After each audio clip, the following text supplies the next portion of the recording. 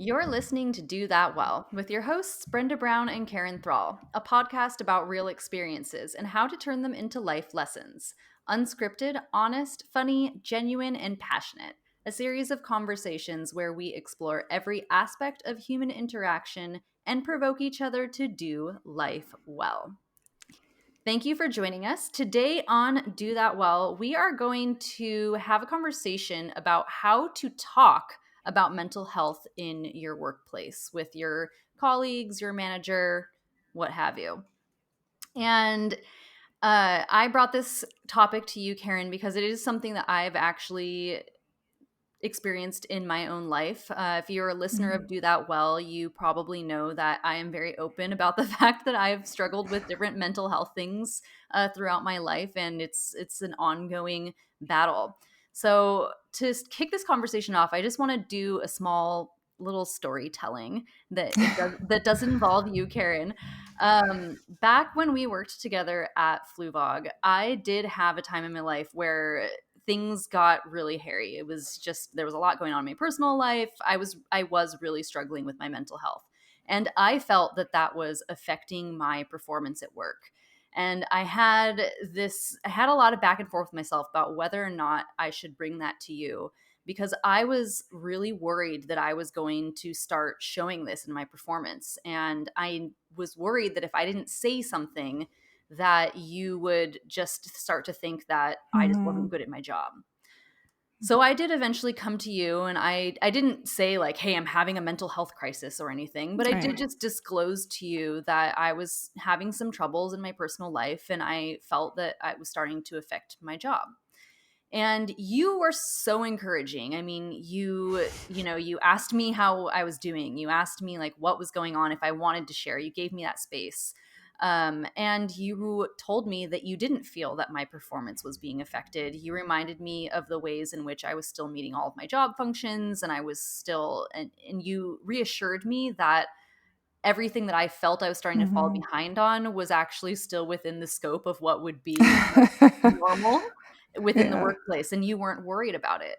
So that is a success story about talking Mhm. about mental health in the workplace. But I know that it doesn't always go that way.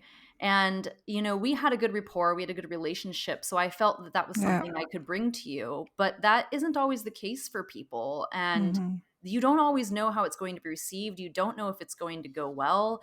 You don't know if your manager is going to hold that against you and maybe you don't get the promotion or maybe you get projects taken away from you because now your manager thinks that you're not going to be able to handle your job. Mhm. And there's a lot of ways that talking about mental health in the workplace can be a not positive experience. Mhm. And So, it shows that it's still, an eggshell walking on eggshell topic. right. It's been around forever.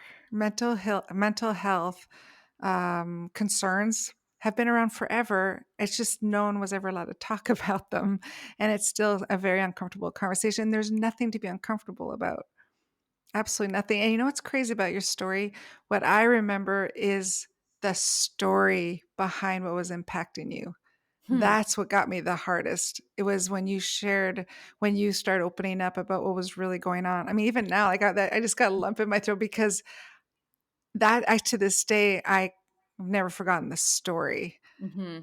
And that's why I think this is a great topic to like, how do you talk about it? Because there's always going to be a story behind how you're doing. It's not like you just wake up one day and go, "Oh, I think I'm having a mental health breakdown." There are reasons why this is going on inside you, and that's why it's okay to talk to people about it. And I think it's great. I'm excited to do this 30-minute episode. I think it's good that we're addressing it. I do. I agree. So, if I may, before we really kick off our conversation, as we like to do here, we found some articles, but there's just a small tidbit from a Harvard Business Review article, which we will link in our bio for this episode. And basically, Harvard Business Review did a survey of a whole bunch of different respondents about mental health in the workplace, and this They released one in 2019, and then they did another survey with a lot of the same data points and talking points. So they actually have a comparison of data that they now have. And one of the things that I did think was interesting when it comes to specifically talking about mental health in the workplace is it says that nearly 2/3 of respondents talked about mental health to someone at the workplace in the past year. And this, is an important step in the right direction, especially in terms of reducing stigma, because that can affect willingness for people to seek treatment. But with all that being said, of those 2/3 of respondents that did open up and talk to someone at the workplace, only 49% of those respondents also described their experience of talking about mental health as positive or reported that they Mm, received a positive or supportive response. mm, So you have this increase in people that are talking about their mental health, which is great because, as the article says, that's a huge step in the right direction in terms of just us reducing stigma and normalizing having these conversations with one another. However, there was really no change in how positive that outcome was. So more people are mhm, talking about it, but you're still getting, only a little less than half of the people are saying that it was then a positive experience. Um, mhm, so that's scary because now mhm. you have people that are wanting to talk about these things, they're wanting to open up. We're trying to reduce stigma, we're trying to Yeah, have these conversations, but it's still not always going well. yeah. Um, and that's, I think that's a really hard pill to swallow if you yourself are thinking about opening up about these things in the workplace, but again, you just have that element where how could this go wrong? It Mhm. could go wrong. It could be negative. It could affect your role. It could, Yeah. and there's a lot there's a lot there. And one thing you brought up in our prep time, and actually Harvard agrees with you, Brenda, was how you said with COVID and everything that happened during those 18 months, it had a strong impact on our nation. Mhm. And we're still seeing the effects of that impact. It Right. really did have a negative impact on so many levels for so many people. So it reminds me again how you and I both are super committed to self-care, self-compassion, and I hope that's the message that people can really sense from us is we're huge advocates of self-care and self-compassion.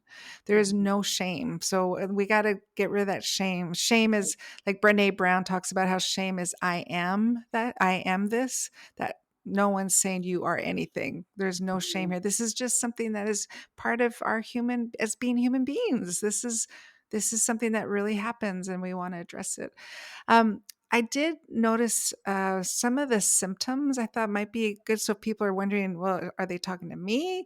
I thought some of the symptoms were really interesting. One was if you stop caring about how you look when you go to work. Now, I know most people are virtual right now, but even if you just stop caring, and maybe you stop showering or you don't comb your hair and you all of a sudden you're just not taking care of yourself the way you used to, pay Mhm. attention to that because that might be a sign. Another one, and I'm giving you just some of the more popular ones, another one is you can't concentrate. And it's not because there's children running around or there's construction out the window. It's like even in your normal setting you're having a hard time concentrating. So like, that might be something. If you, oh, I'm reading the same line over and over and over again, or I just can't focus. I'm staring at the window, whatever it is. Another one I thought was really good is your performance does go down. And that's the thing that you were saying when you talked to me. You Right. thought your performance went down, but really what you were doing is you were really aware that you were out of sorts. You weren't yourself. Mhm. So I didn't think your performance was going down. But you knew your performance was going down, and you went, "Something's not right with me. This is not how I normally am." So I Mhm. thought those are really interesting. Those are just a few that for people listening, if you can relate to any of those, you might be ready to have a talk with your boss or with HR. Mhm. Yeah, definitely. And I guess to dive into sort of the meat and bones of our conversation, again, as I mentioned at the beginning of the podcast, we're not professional counselors. This is just We our just care. yeah, like We we just care. care, and this is our opinions and our thoughts on this. But Yeah.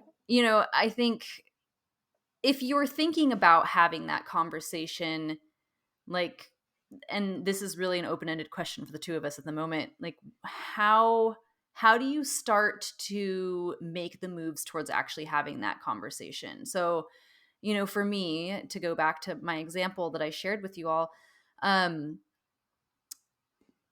I knew that it was time to have the conversation when I was exhibiting a few of those things that you just Mm, that you just mm, mentioned. Like, mm, I and this is hot off the press. I don't think I disclosed this to you at the time, but I was drinking more than I normally drink.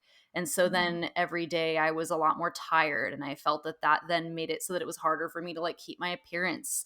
And I was working retail, you're working with people, so you need to look good. You need to have your game face on, and I didn't feel that I always had that.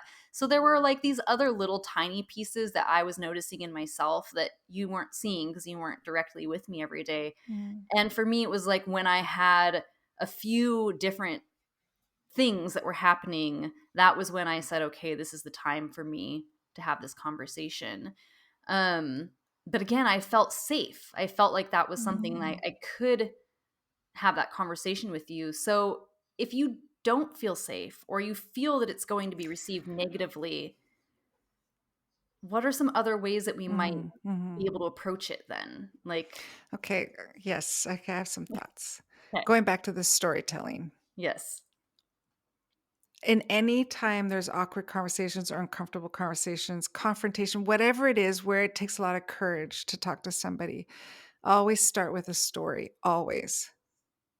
Always remove yourself, remove the person listening and you talking, and just share a story. I'd like to share a story with you before I start talking. They Mm, paint the picture, and that's what you did. And whether you did it at the beginning or not, that story made me. It gave me so much understanding that I knew now I wanted to support you. It changed. It was a game changer because I was like, well, how can I support you through this? But I knew you. I knew this was okay. So number one is story. The story is the most important part because the story is going to paint the picture of why you're taking your. This is takes so much courage. Okay, so that's my first one is and really spend time with your friends going, I need to talk to my boss. I don't know how much of the story, because the second thing is do not disclose anything. You have every right not to disclose everything. So mhm, you can disclose it, like you were really transparent, but you don't have to be that transparent. You right. can disclose exactly what you want, but maybe talk to your friends and go, help me unpack, how do I share this story with my boss? So that's my first thought, is the story is key.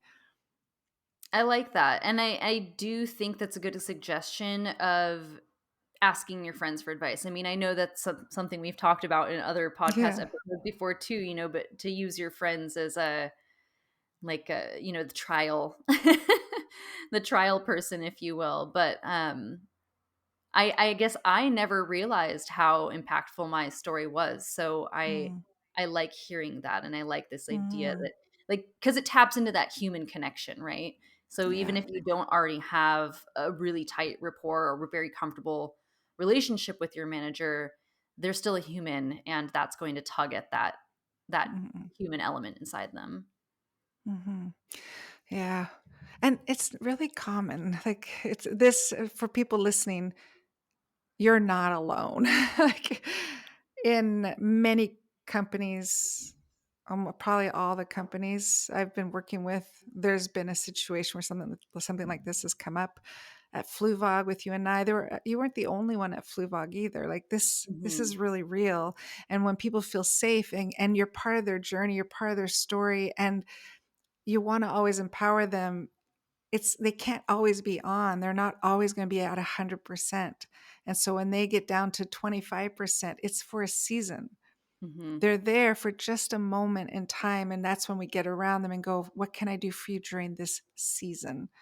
So when you go talk to your boss, this isn't your normal, leads me to my second thing. The phrase I really like is, I'm not myself. Hmm. When you talk to your boss, I'm not myself.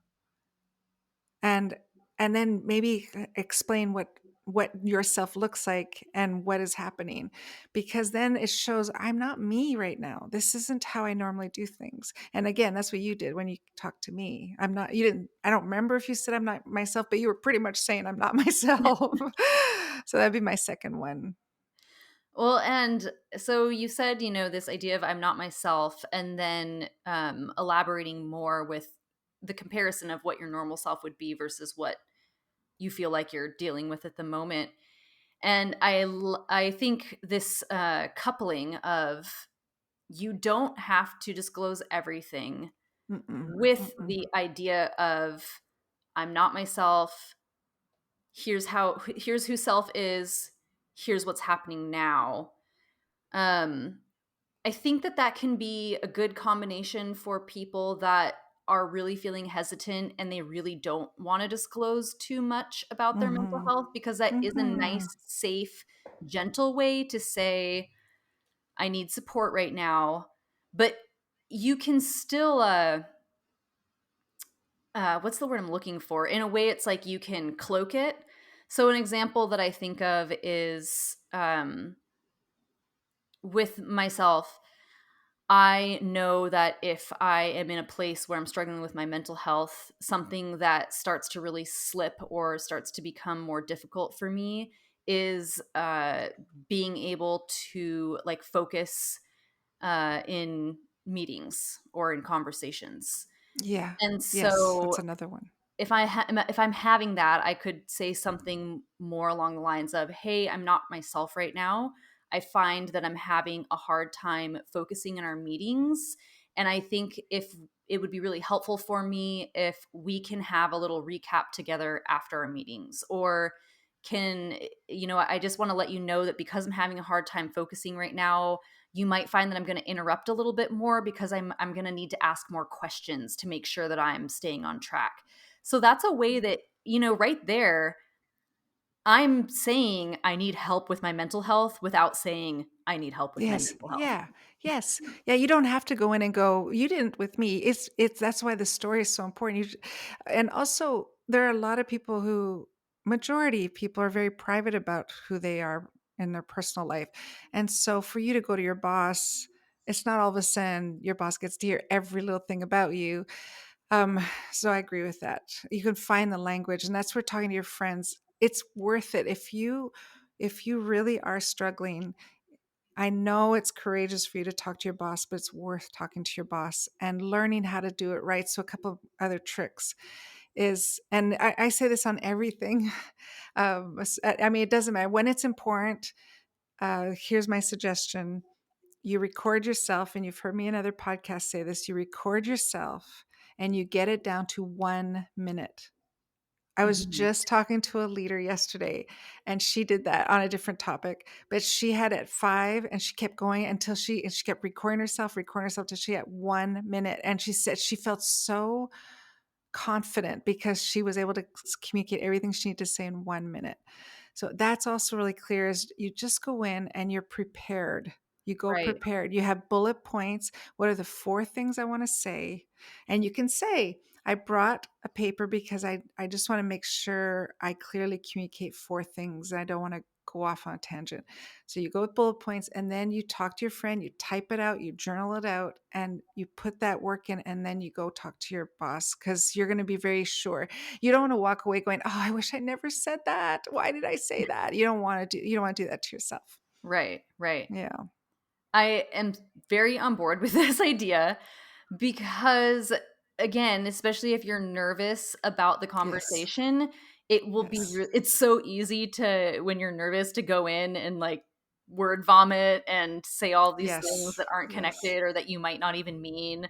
So I do like this idea of rehearsing first. And to go back to what I was saying a moment ago, if you really don't want to use the words "I'm struggling with mental health," or if you really don't want to disclose too much about your personal life, I think making sure that you rehearse and take the time to prepare beforehand will be so crucial, because then you can Mhm. find those pieces, like I was saying, and cloak them and turn it into something else. So Mhm. if it's I'm having a hard time concentrating because of my mental health, that can just become I'm not feeling myself right now. I'm finding it harder to concentrate. Here's how I need your support.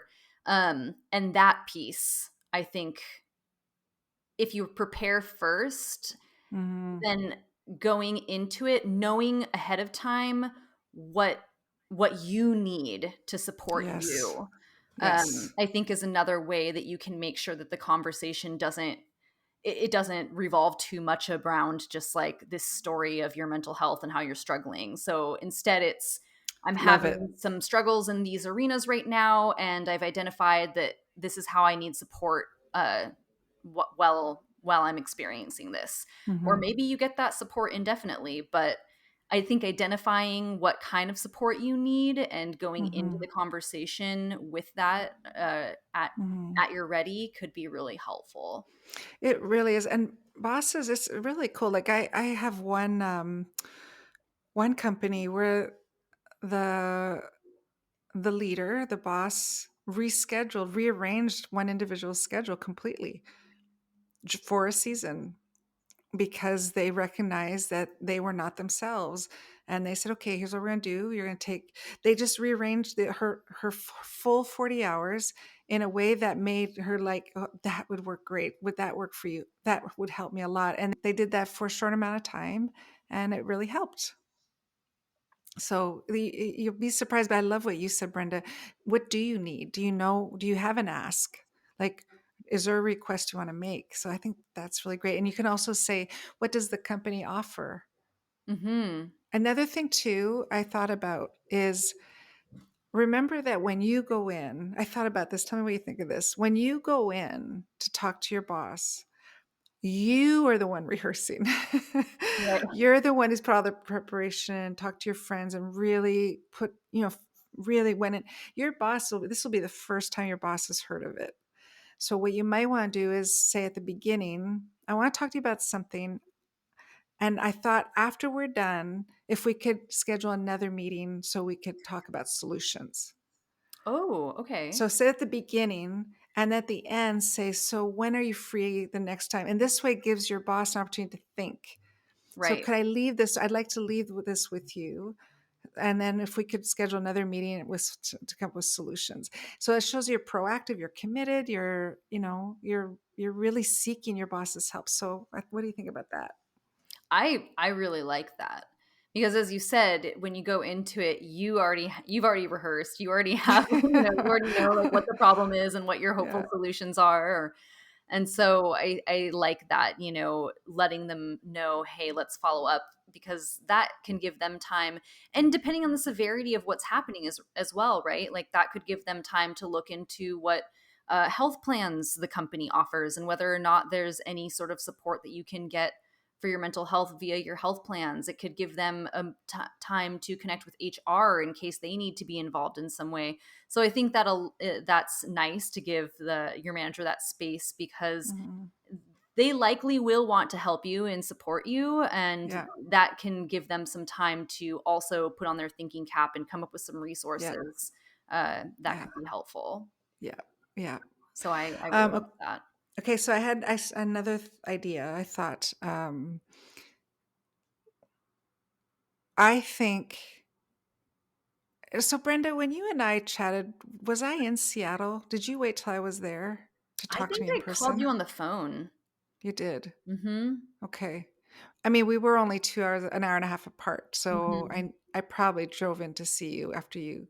Well, that yes. So I believe I Okay. told you on the phone, and then it was Okay. actually similar to what we're describing now. It was like, you reassured me in that moment, and then it was, Yeah. let's follow up. And then you did come down, and we had a more in depth, you know, Yeah.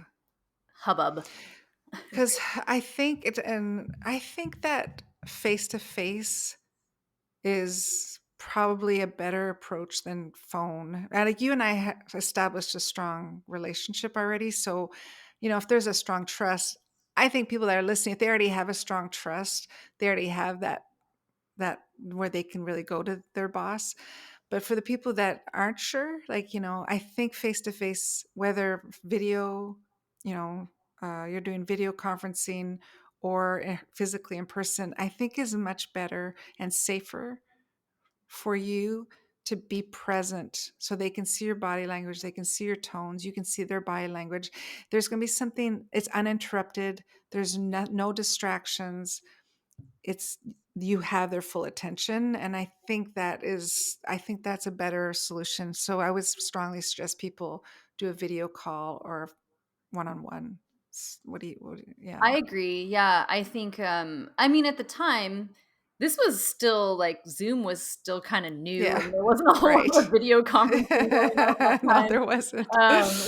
So it made sense, but yes, I think in our current day and age if you have the option to connect either in person or through a video, I do think that's good because then you can, as you said, you can really see people's body language, you can see the emotion. It just makes it a more human connection, Mhm.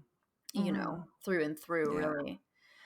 Okay, Yeah. so we are nearing the end of our episode, Okay. and so I want us to be mindful of our time. But uh, for me, I would say, as my closing message to you all, um, if you are struggling with your mental health and you are at this point where you feel that it's starting to affect you and you're worried about whether or not it's going to be well received, um I don't know. I personally am very much team like just go for it. But find the way that it makes you feel safe. So whether that's employing some of these solutions that we've come up with, which is to say I'm not myself rather than actually saying I'm struggling with my mental health, whether that's to cloak some of these things so that you're just bringing them to the table as things that you are maybe just not feeling yourself around, so you need a little extra support in. Try to find how you need that support, or at least get an idea of that for yourself before you have the conversation, and practice, practice, practice. And I mean, the more prepared you feel, I think the more smoothly that conversation will go. And to go back to the very first thing that you offered, Karen, I think the storytelling, Mm. remembering that there's another human on the other side of this conversation. There's another human that Yeah. you're talking to. So really Yeah. try and tap into that human element in them. Like, yes, they're, your boss. Yes, it's work. Yes, it's corporation, Mhm. whatever. Maybe a little Yeah. shoulder wiggles here, but um and I think in the grand scheme of the world, workplaces are starting to be more aware of mental health, and there is starting to be more of a movement towards fostering environments where we can have these conversations. So, like, let yourself be that pioneer. Let yourself be one Mhm. of those people that Mhm. is, treading the waters of having uncomfortable conversations Yeah. around mental health in the workplace, because Mhm. you never know who else around you might be struggling, and if they see you do that, like, you might Mhm. inspire someone else to stand up and say, hey, Mhm. actually I need some support too, or hey, I'm struggling too. Mhm. And it's all about destigmatizing having these conversations. So Mhm. that's my Mhm. 20 cents for you. My 2 final thoughts are no shame whatsoever. You Yes. just no shame. Yeah, if you have physical health and you need to talk to your boss because you're having lower back pain and you're like, I'm gonna have to take some time off or go see a physiotherapist. Does the work provide anything, for physical therapy or whatever? You wouldn't be shamed for that. Mental Right. health, you're not yourself. That's it. And so no shame whatsoever. And shame, the way Brene Brown says, is like, I feel guilty. I am guilty. I am guilty. I am this, or I feel out of sorts. I am out of sorts. It's labeling you, and that mislabeling can create shame because you're Mhm. attacking yourself with negative words. Okay. Second thing I wanted to leave is remember everything you're doing right. Yes. Mental health does not mean you're doing everything wrong. Right. Mental health means maybe your concentration's not there. Maybe your performance just is altered a bit. Maybe, you're not focused. There are things happening, but doesn't mean keep remember what you're doing right. So I would suggest go into your meeting and say, I know these things I'm fine with. So I'm still confident. These things are I'm doing really well in, but where I'm not myself is I'm noticing this is happening and it's a warning sign for me. An alarm bell's going off. And I'd Mhm. like to tell you a story. I like to tell Mhm. you what I think it is. Something like just no shame and remember what you're doing right. So that's what I want to end with. Yes. I really like that. Thank you for that last piece, because to go back to the very beginning of the episode, you reassured me. You reassured me, no, you are still meeting your job functions Mhm. in these ways. And you doing that was huge, huge, Mhm. huge, huge, and made me feel so much better about the entire interaction. So I think that's a lovely last note to end on. And with that, this has been our conversation about talking mental health in the workplace. Thank you for joining us, and we hope to have you again on Do That Well. See ya. Bye.